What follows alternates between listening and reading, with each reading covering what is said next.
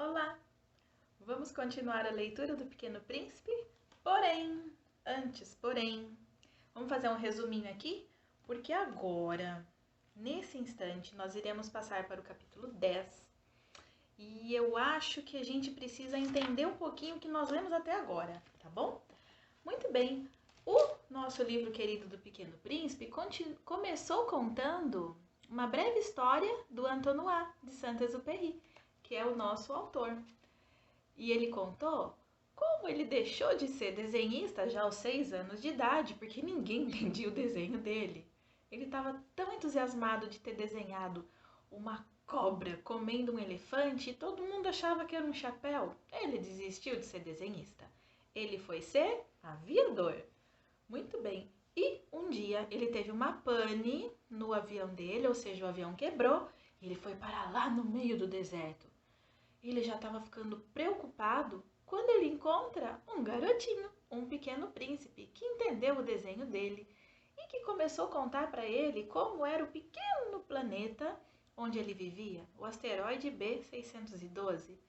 E esse pequeno príncipe contou como era a vida dele lá, contou da Rosa, querida Rosa dele, e contou da partida dele e de todos os outros planetas que o pequeno príncipe conheceu.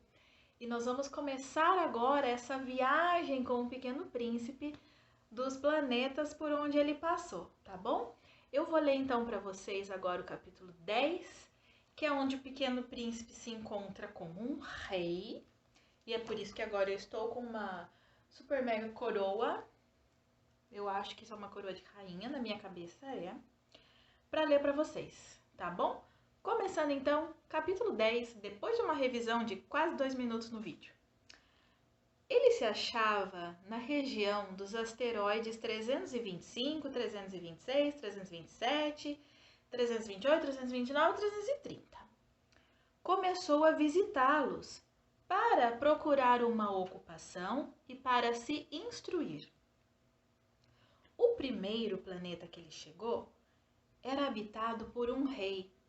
O rei sentava-se vestido de púrpura e arminho, num trono muito simples, mas majestoso.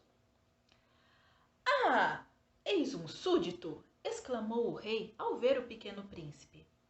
E o pequeno príncipe perguntou a si mesmo: como pode ele reconhecer-me se jamais me viu?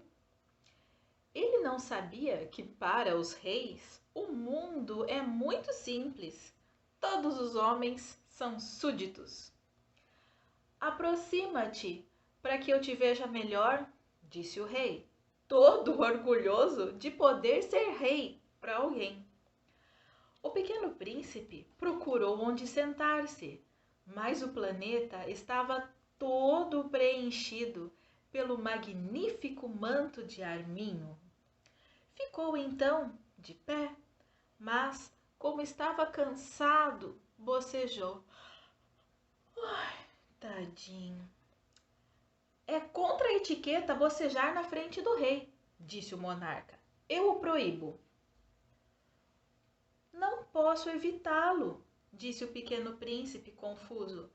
Fiz uma longa viagem e não dormi nada. Então, disse o rei, eu te ordeno que bocejes. Há anos que não vejo ninguém bocejar. Os bocejos são uma raridade para mim. Vamos, boceje, é uma ordem. Isso me intimida. Eu não posso mais, disse o pequeno príncipe todo atrapalhado. Respondeu o rei. Então eu ordeno que ora bocejes e ora... Ele gaguejava um pouco e parecia envergonhado, pois o rei fazia questão que a sua autoridade fosse respeitada. Não tolerava a desobediência. Era um monarca absoluto. Mas, como era muito bom, ele dava ordens razoáveis. Se eu ordenasse, costumava dizer, que um general se transformasse numa gaivota, e o general não me obedecesse, A culpa não seria do general, seria minha. Posso sentar-me? Perguntou timidamente o pequeno príncipe. Pois eu te ordeno que sentes, respondeu o rei, que puxou majestosamente um pedaço do manto de Arminho. Mas o pequeno príncipe se espantava. O planeta era minúsculo. Sobre quem reinaria o rei? Majestade, eu vos peço perdão para interrogar-vos.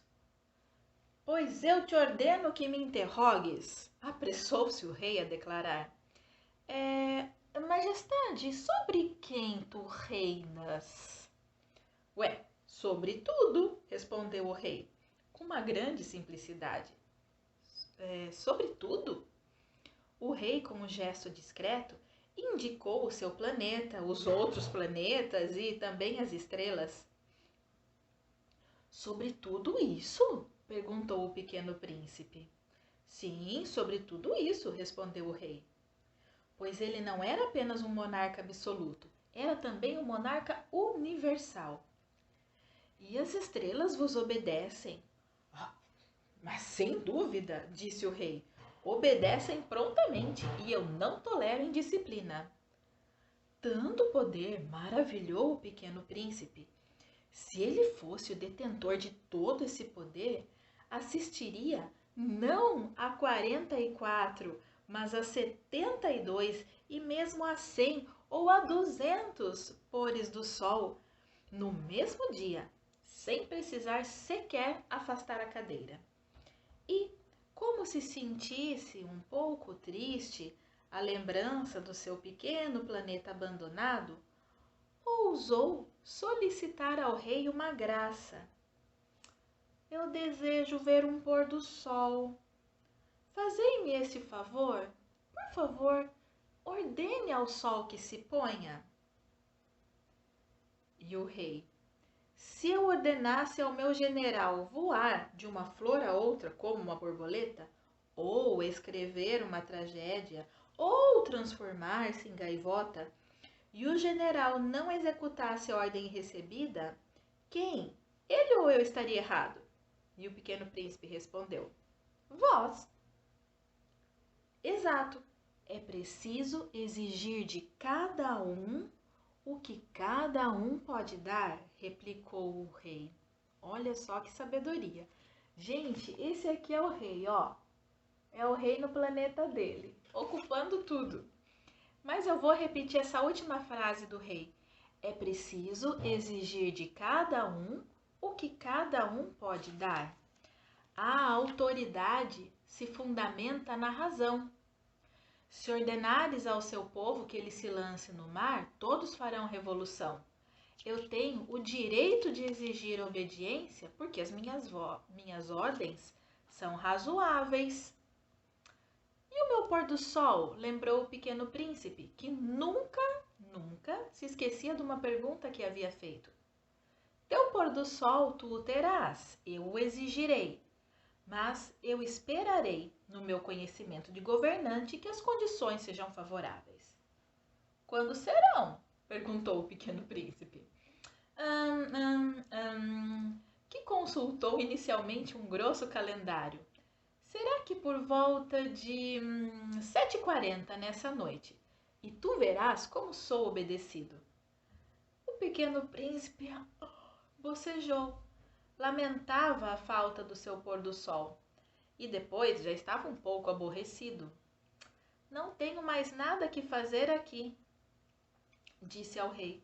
Vou prosseguir minha viagem.